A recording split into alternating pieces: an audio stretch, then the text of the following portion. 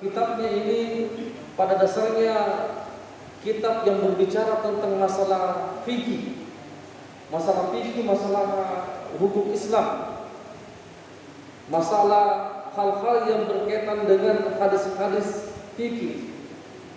Tetapi ternyata Imam Ibnu Hajar Al-Asqalani di dalam bab terakhir di dalam bukunya Bulughul Maram itu mengumpulkan hadis-hadis tentang akhlak. Hadis-hadis tentang akhlak. Karena jangan sampai hadirin rahimakumullah, jangan sampai saking banyaknya ilmu kita justru membuat kita semakin sombong, justru membuat kita semakin angkuh, justru kita mudah untuk menyalahkan orang lain. Padahal dalam perkara hukum, dalam perkara fikih ada namanya umur tanawu, ada perkara-perkara yang bercabang-cabang, bermacam-macam. Seperti itu hadirin rahimakumullah. Kalau kita lihat bukunya dan membaca hadis-hadis yang ada dalam itu sangat luar biasa. Dan pada kesempatan ini hadirin rahimakumullah, kami berupaya agar pemahaman kita terhadap hadis sesuai dengan pemahaman ulama. Artinya kita melihat hadisnya, tetapi kita juga berupaya memahami hadis tersebut sebagaimana para ulama memahaminya. Maka kami juga mengambil kitab, salah satu kitab syarah. Karena syarahnya penjelasan dari kitab Bulughul Maram itu ada banyak. Salah satunya mungkin kita biasa dengar namanya Subulus Salam, karyanya As-Sun'ani, Imam As-Sun'ani, itu namanya Subulus Salam. Ada juga kitab yang bernama Tawdihul Ahkam min Bulughil Maram, penjelasan hukum-hukum terhadap kitab Bulughul Maram yang dikarang oleh Syekh Abu Abdurrahman Al-Bassam. Nah, inilah yang kemudian kami coba untuk melihat hadis-hadis, begitupun dengan penjelasan terhadap hadis tersebut. Dan insya Allah penjelasannya itu betul-betul mengenai kita, berkenaan dengan kehidupan sehari-hari kita sesama umat manusia. Contoh kecilnya hadirin rahimakumullah, kita memulai dari hadis yang pertama. Kita mulai karena pengantar tentang masalah akhlak itu. Pertemuan pertama kita sudah membahas bagaimana akhlaknya Rasulullah Sallallahu Alaihi Wasallam, bagaimana dari akhlaknya Rasulullah, orang yang tadinya memusuhi Rasulullah, orang yang paling benci kepada Rasulullah justru masuk Islam. Siapa lagi namanya? Siapa namanya? Ada yang masih ingat? Di dalam hadis yang diriwayatkan oleh Imam Bukhari, namanya Sumama bin Uthar, rajanya Yamama. Orang yang tadinya memusuhi Rasulullah justru masuk ke dalam Islam karena melihat akhlaknya Rasulullah. Kisahnya sudah kita bahas pertemuan yang lalu. Nah, di dalam kitab Jami, hadis yang pertama yang dipilih oleh muallif, dipilih oleh Ibnu Hajar Al-Asqalani, itu berkaitan dengan masalah akhlak dan berkaitan dengan hak seorang muslim kepada muslim yang lainnya. Hak seorang muslim kepada muslim yang lainnya. Di dalam hadis yang diriwayatkan oleh Imam Muslim dari Abu Hurairah radhiyallahu anhu qala Rasulullah sallallahu alaihi wasallam, haqqul muslim ala muslim sittun. Haqqul muslim ala muslim sittun. Hak antara muslim yang satu dengan muslim yang lainnya itu ada 6. Ada 6. Nanti kita lihat penjelasannya apa maksudnya. Idza laqitahu fasallim alaihi. Yang pertama, jika kalian bertemu dengan seorang muslim, maka fasallim alaihi. Sampaikan salam kepadanya, ucapkan salam kepadanya, ucapkan assalamualaikum warahmatullahi wabarakatuh. Itu merupakan hak pertama. Kemudian wa idza da'aka fa'ajibhu. Ketika dia mengundangmu, maka penuhi undangannya. Penuhi undangannya. Yang kedua, wa idza stansahaka fansahhu. Jika dia meminta untuk dinasehati, maka nasihati dia. Bukan nanti misalkan disuruh ceramah baru kita ceramah, tidak. Misalkan kalau ada yang datang sama kita, ada yang datang sama kita, misalkan mau menikah ini Ustaz bagaimana ini, kasihkan nasihat seperti ini. Wa idza atasya fahamidallah fashammithu. Ketika dia bersin, kemudian dia mengucapkan alhamdulillah, maka doakan dia dengan doa tasmid, yarhamukallah. Doakan dia. Orang yang bersin, doakan dia, tasmidkan dia. Sebentar kita lihat penjelasannya. Wa idza marida fa'udhu. Ketika dia sakit, ketika ada saudara kalian yang sakit, maka jenguk dia.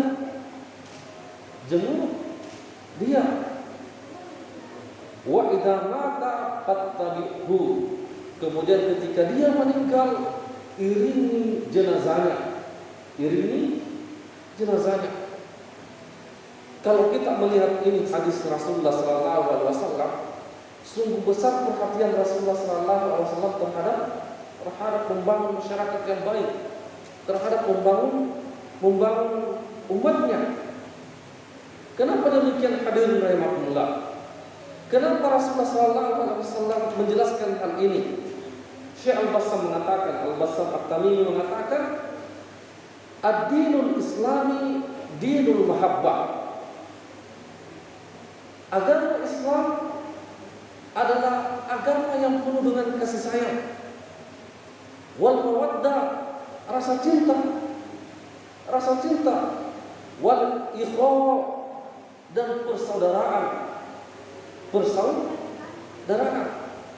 Di dalam agama Islam itu senantiasa meliputi 3 hal ini: rasa kasih sayang, rasa saling melindungi, rasa persaudaraan. Itu betul-betul ditumbuhkan di dalam agama Islam. Makanya hadis-hadis yang berkaitan dengan hubungan sesama muslim itu pasti berkenaan dengan 3 hal ini. Misalkan di dalam hadis Rasulullah SAW mengatakan, "Memfarraja al-muslim kurbatan, farrajallahu anhu yawmal qiyamah." Siapa yang melapangkan seorang muslim, meringankan bebannya, maka Allah akan meringankan bebannya pada hari kiamat. Apa tujuannya kira-kira? Supaya tumbuh rasa kasih sayang di antara sesama umat Islam. Nah, kemudian kita lihat hadirin rahimakumullah, Rasulullah SAW di dalam hadis tersebut di atas mengatakan hakul muslim ala muslim sittun. Pertama perlu kita catat. Pertama, ketika Rasulullah SAW berbicara berkaitan dengan masalah hak, maka ada 2 hal yang bisa muncul dari hal ini. Pertama, hal itu menjadi sesuatu yang wajib. Yang kedua, kalau bukan wajib, dia adalah sunnah muakkadah. Ketika Rasulullah berbicara tentang masalah hak. Dan ini membutuhkan perhatian bagi seorang yang betul-betul mengikuti Rasulullah SAW.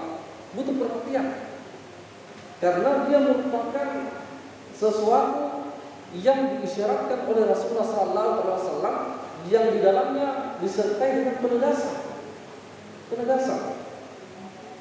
Kita mulai dari satu-satu hadirin rahimahullah. Rasulullah itu menyebutkan tentang 6 hak sesama muslim. Tapi penjelasan hadis ini, kalau kita melihat perkataan ulama kita, 6 yang dimaksud bukan persoalan batasan. Bukan persoalan batasan. Jangan sampai ada yang berpikir bahwa ternyata cuma 6 jihadnya muslim yang satu terhadap muslim yang lain. Tidak seperti itu. Rasulullah SAW menunjukkan adanya 6, tidak mengkhususkan bahwa cuma 6, tetapi ke-6 itu sesuatu yang betul-betul dikuatkan oleh Rasulullah SAW. Artinya apa? Sesuatu itu sesuatu yang penting. Karena di dalam riwayat yang lain Rasulullah SAW mengatakan, hakul muslim ala muslim khumsun. Hak muslim terhadap muslim yang lain itu ada 6. Ada beberapa riwayat hadirin rahimakumullah. Pertama kita bahas satu-satu. Di dalam syaratnya Syekh Al-Bassam itu merinci satu persatu dan 6 hak yang disebutkan oleh Rasulullah SAW. Kemudian bagaimana hukumnya dan bagaimana cara kita mengaplikasikannya dalam kehidupan sehari-hari. Pertama hadirin rahimakumullah, assalam, tentang salam. Ketika kita melihat di dalam Al-Quran, ternyata banyak ayat di dalam Al-Quran yang berbicara tentang salam. Misalkan di dalam surah An-Nur ayat ke-27, Allah Subhanahu wa taala berfirman, "Ya ayyuhalladzina amanu la tadkhulu buyutan ghayra buyutikum hatta tasta'nisu wa tusallimu ala ahliha." Wahai orang-orang yang beriman, jangan kalian masuk ke rumah orang sebelum kalian memberikan salam dan sebelum orangnya memberikan izin kepada kalian untuk masuk. Kalau bukan rumah tangga, jangan dulu masuk sebelum kita memberikan salam dan sebelum diberikan izin dari orang yang punya rumah. Di dalam ayat yang lain Allah Subhanahu wa taala berfirman dalam surah An-Nur ayat 61, "Fa idza dakhaltum buyutan fasallimu ala anfusikum tahiyatan min indillah mubarakatan thayyibatan." Allah berfirman, ketika kalian masuk ke sebuah rumah, maka beri salamlah terhadap diri kalian. Bersalamlah terhadap diri kalian. Apa maksudnya ini? Para ulama tafsir mengatakan bersalam terhadap diri kalian maksudnya adalah kamu memberi salam kepada penghuninya sehingga penghuninya pun memberi salam kepada kalian. Memberi salam kepada kalian sebagai bentuk penghormatan di sisi Allah Subhanahu wa taala yang penuh berkah dan yang baik. Kemudian Rasulullah SAW mengatakan, wa idza huyitum bi tahiyyatin fahayyu bi ahsana minha aw duha. Rasulullah SAW berbicara tentang salam. Rasulullah mengatakan, ketika ada orang yang memberikan salam kepada kalian, salam penghormatan kepada kalian, maka balaslah salam itu dengan salam yang terbaik atau minimal semisal dengan salam itu. Maksudnya apa? Ketika ada orang mengucapkan salam kepada kita, Assalamualaikum, maka kita diberikan isyarat oleh Rasulullah SAW, oleh Allah Subhanahu wa taala untuk membalas dengan yang lebih baik. Ada orang memberikan salam kepada kita, Assalamualaikum, maka kita jawab dengan Assalamualaikum warahmatullahi wabarakatuh. Atau minimal ketika ada orang mengucapkan salam Assalamualaikum, kita jawab dengan Waalaikumsalam. Waalaikumsalam. Kalau orang Indonesia biasa bilang apa? Waalaikumsalam. Kalau yang benar itu adalah Waalaikumsalam. Wa'alaikum. Kalian tidak akan masuk surga sampai kalian beriman kepada Allah Subhanahu wa taala. Wa la tu'minu hatta tahabbu.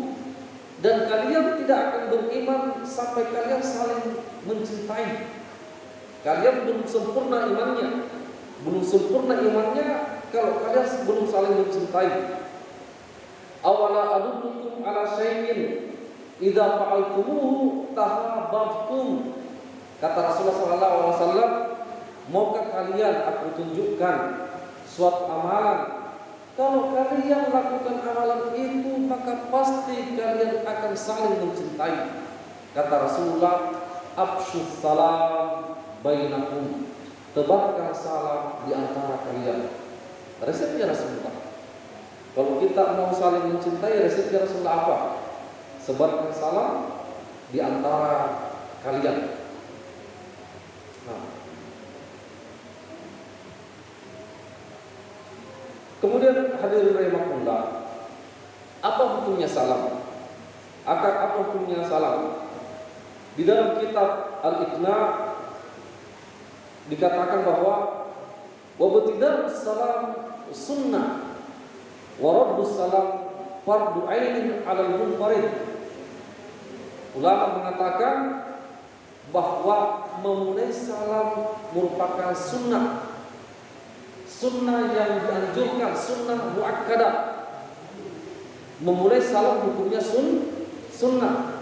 Waraddus salam, dan menjawab salam merupakan fardu ain, fardu kepada setiap orang, wajib kepada setiap orang ketika yang diberi salam itu adalah cuma seorang.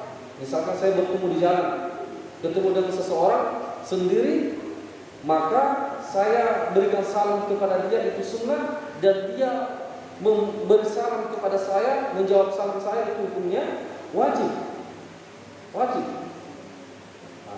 Namun ketika misalkan saya sendiri kemudian memberikan salam kepada banyak orang, maka menjawab salam saya itu fardu kifayah. Fardu kifayah. Apa itu fardu kifayah? Idza qama bihi man yakfi saqata 'anil baqi. Kalau misalkan sudah mencukupi orang yang membalasnya, maka yang lain itu sudah tidak terkena hukum, sudah tidak berdosa kalau tidak menjawab. Seperti itu. Nah, misalkan saya di mimbar menjawab salam, ketika sudah ada orang yang membalasnya, maka yang lain itu sudah gugur kewajibannya. Itu yang pertama, tentang berkaitan dengan masalah salam. Yang kedua, idza da'aka fa'ajibhu. Ketika kalian diundang, maka penuhi undangan itu. Allah Subhanahu wa taala berfirman di dalam surah Al-Ahzab, "Walakin idza du'itum fadkhulu fa idza ta'imtum fantashiru."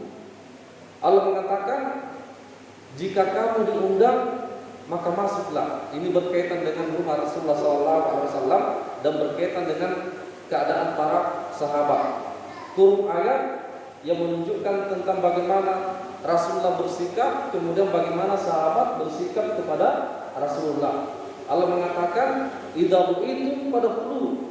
Kalau kalian diundang masuk ke rumah Rasulullah, maka masuklah, datangi undangan Rasulullah. Fa idza ta'imtum, tetapi kalau kalian sudah selesai makan, maka fantasiru, bersegeralah meninggalkan rumahnya Rasulullah SAW. Nah, ini yang pertama di dalam Al-Quran. Di dalam hadis Rasulullah yang diriwayatkan oleh Imam Muslim, Rasulullah SAW mengatakan, "Faman du'iya falam yajib faqad asallahu wa rasulah." Kata Rasulullah SAW, barang siapa yang diundang dan dia tidak memenuhi undangan itu, maka pada dasarnya dia telah bermaksiat kepada Allah dan Rasulnya. Nanti kita lihat hukumnya. Jangan sampai langsung kita menganggap, bagaimana kita ini setiap hari ada undangan pernikahan, undangan akikah, undangan kalau di tempat lain sunnah juga ada juga undangannya, dan setiap undangan itu perlu diisi amplop dan tidak ada uang. Bagaimana ini? Nah, ketika ini dibicarakan oleh para ulama, maka yang wajib itu adalah memenuhi undangan pernikahan. Memenuhi undangan pernikahan. Di dalam sebuah hadis, idza du'a ahadukum ila walimatil ursh falyuji. Ketika kalian diundang dalam undangan pesta pernikahan, maka penuhi undangan itu. Ketika misalkan tidak ada sesuatu yang memudaratkan kita, maka kita wajib mendatangi undangan itu. Tetapi kalau misalkan ada kendala, misalkan ya kalau kita kan di Palopo sudah lazim kayaknya itu kita datang tanpa membawa sesuatu, kita juga malu. Nah, ketika misalkan memang kita tidak mampu, maka wajibnya itu gugur buat kita. Kewajiban itu gugur buat kita.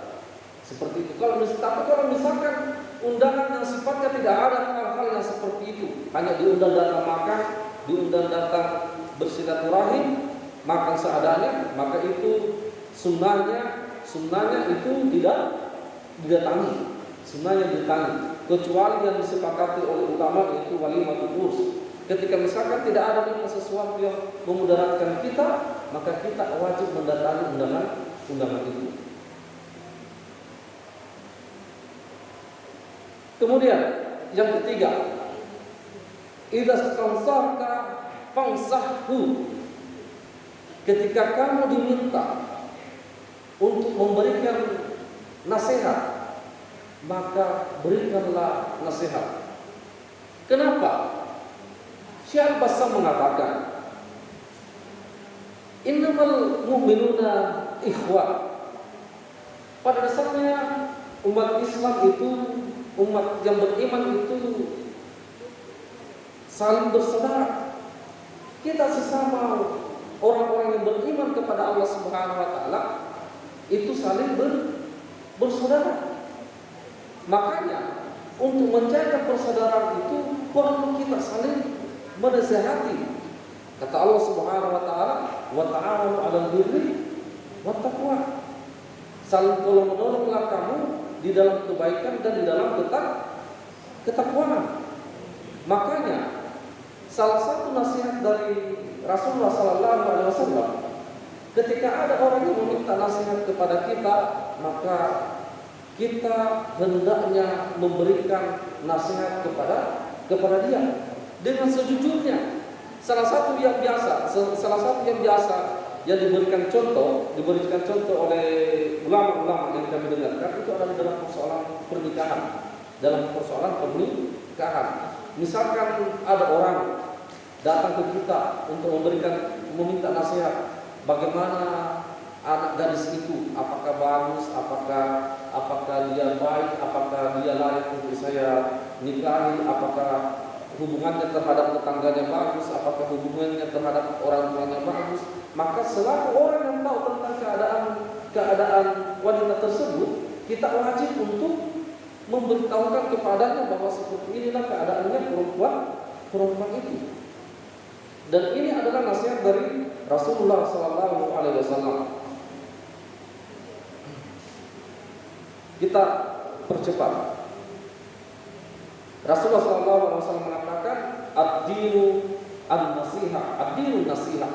Pada dasarnya agama itu adalah nasihat. Agama itu adalah nasihat. Kita juga hafal, saya yakin kita hafal surah Al-Asr.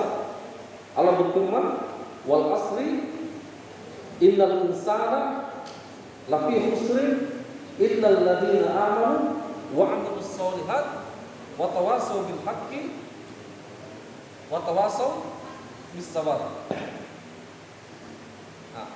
Wal asr, demi masa orang-orang di dalam kerugian, illal ladzina amanu, kecuali orang yang beriman dan beramal soleh. Kemudian Allah mengatakan, wa tawassaw bil haqqi wa tawassaw bis sabr. Mereka saling menasihati dalam yang hak kepada yang hak. Kemudian mereka saling menasihati dalam berbuat sabar. Kalau kita melihat bahasa Al-Quran, Kalau kita melihat bahasa Al-Quran, kata watawasau dalam kaidah bahasa Arab itu lil musyarakah. Adanya dua hal yang saling terkait. Adanya dua hal yang saling terkait. Timbal balik, nasihat yang dimaksud di dalam Al-Quran adalah nasihat yang timbal balik. Misalkan terkadang saya salah, maka saya dinasihati oleh orang lain. Terkadang orang lain salah, maka saya yang nasihati. Dan begitu juga yang dikatakan oleh Rasulullah SAW. Rasulullah SAW mengatakan, Innama ana bashar. Saya ini adalah orang biasa. Saya ini adalah orang yang biasa. Asa, saya juga terkadang lupa. Fa'idha nasitu fadzakiruni. Ketika saya lupa, maka ingatkan saya. Ingatkan saya. Itu sabda Rasulullah sallallahu alaihi wasallam. Semoga yang ketika tadi ini kita bisa amalkan. Yang keempat, tentang haknya muslim yang satu dengan muslim yang lain. Idza atasya fahamida fashammidhu. Ketika dia bersin, kemudian dia mengucapkan alhamdulillah, maka bacakan tasmid kepadanya. Bacakan tasmid kepadanya. Apa bacaan tasmid? Ada yang tahu bacaan tasmid? Kalau misalkan ada yang bersin, dia mengucapkan alhamdulillah. Kemudian kita membacakan kepadanya yarhamukallah. Minimal kita baca yarhamukallah. Mudah-mudahan Allah memberikan rahmat kepadamu. Kalau misalkan kita hafal doanya, masih ada lanjutannya. Wa yuslihu balakum. Dan memperbaiki keadaanmu. Memperbaiki keadaanmu. Ini salah satu tuntunan dari Rasulullah SAW. Kalau ada orang yang bersin, maka kita katakan kepadanya, yarhamukallah. Semoga Allah memberikan rahmat kepadamu. Pertanyaannya kemudian, bagaimana itu kesan kalau orang yang bersin-bersin? Bukan cuma satu kali. Bersin satu kali kita bacakan yarhamukallah. Kedua, ketiga kita bacakan lagi yarhamukallah. Tetapi kalau misalkan sudah keempat kalinya, bukan lagi yarhamukallah dibacakan. Karena itu orang sakit. Itu orang sakit. Kita bacakan, kita doakan dia da'a lahu bil afiyah. Kita doakan dia supaya sembuh. Kita doakan dia supaya sembuh. Kemudian qala An-Nawawi innahu muttafaqun ala istitba'ihi. Membacakan yarhamukallah kepada orang yang bersin disepakati oleh ulama sebagai hukumnya yang sesuatu yang mustahab, sesuatu yang dianjurkan, sesuatu yang disunnahkan oleh Rasulullah sallallahu alaihi wasallam. Artinya kalau kita betul-betul ingin mengejar sunnahnya Rasulullah, maka kita bacakan yarhamukallah. Karena ini sunnahnya Rasulullah. Dan Rasulullah sallallahu alaihi wasallam mengatakan, sampai jam berapa? Masih jam berapa Isya? 7.3. Masih ada waktu. Kita percepat. Rasulullah sallallahu alaihi wasallam mengatakan, "Man ahya sunnati faqad ahabbani wa man ahabbani kana ma'i fil jannah." Siapa yang menghidupkan sunnahku, maka dia telah mencintaiku, dan siapa yang mencintaiku, dia berhak bersamaku di dalam surganya Allah Subhanahu wa taala. Kemudian yang kelima, idza marda fa'udhu. Ketika dia sakit, maka kunjungi. Ketika dia sakit, maka kita kunjungi. Bayangkan hadirin rahimakumullah.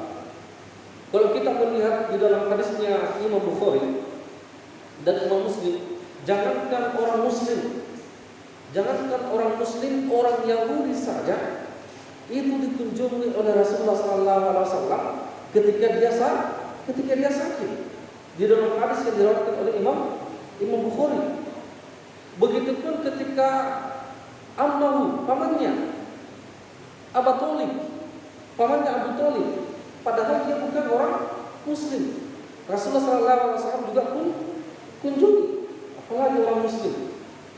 Terkadang ada orang sakit tetangga kita, pengurus masjid harus turun untuk kunjungi. Kita harus berupaya untuk kunjungi. Kita mulai dari masjid untuk menghidupkan sunnah-sunnahnya Rasulullah SAW. Apalagi misalkan orang yang tidak mampu, maka kita pun kunjungi. Boleh jadi dia sangat membutuhkan bantuan kita. Kemudian yang terakhir, hadirin rahimahullah, idza mata fattabihu. Ketika ada orang muslim yang meninggal, maka haknya dia kita mengiringi jenazahnya. Haknya si mayit kita mengiringi jenazahnya. Kita mengantarkan sampai ke kuburan. Dan itu adalah haknya orang yang meninggal, orang muslim yang meninggal. Dan inilah yang terakhir yang dinasihatkan oleh Rasulullah SAW di dalam hadis, hakul muslim ala muslim sittun. Hak muslim terhadap muslim yang lain itu ada 6. Semoga hadirin rahimahullah kita bisa mengamalkan, dan semoga kita senantiasa menumbuhkan nilai-nilai akhlak di dalam diri kita sesuai dengan apa yang diharapkan oleh Rasulullah SAW. Tidak ada lagi pertanyaan.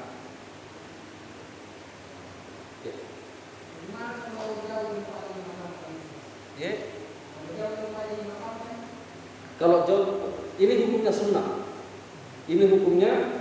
sunnah. Jadi sesuatu yang sunnah ketika dia diamalkan pasti memiliki pahala yang berlipat ganda dari Allah Subhanahu wa Ta'ala. Kemudian ketika misalkan kita tidak mampu, maka kita tidak masalah. Yang penting ada orang yang betul-betul bisa mengikutinya seperti itu. Termasuk juga sebenarnya beberapa hal ini kan berbicara tentang akhlak, pasti juga berbicara tentang masalah adat dalam mengiringi. Adat dalam mengiringi. Kita di Kota Palombo terus terang termasuk banyak yang melanggar adat.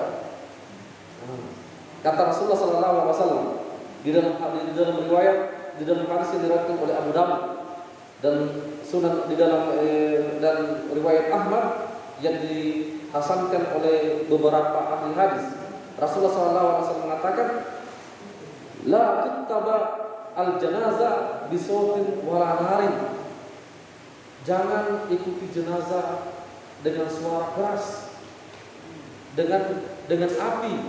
Artinya apa? Ketika kita mengikuti jenazah itu betul-betul dengan sesuatu suasana yang berduka. Jangan sampai kita mengikuti jenazah gas motor, kemudian menghalangi orang. Karena dasar itu tidak bertentangan dengan adab-adab yang disebutkan oleh Rasulullah SAW. Kemudian di dalam riwayat yang lain, sedikit lagi di dalam riwayat yang lain termasuk juga adab ketika mengiringi jenazah.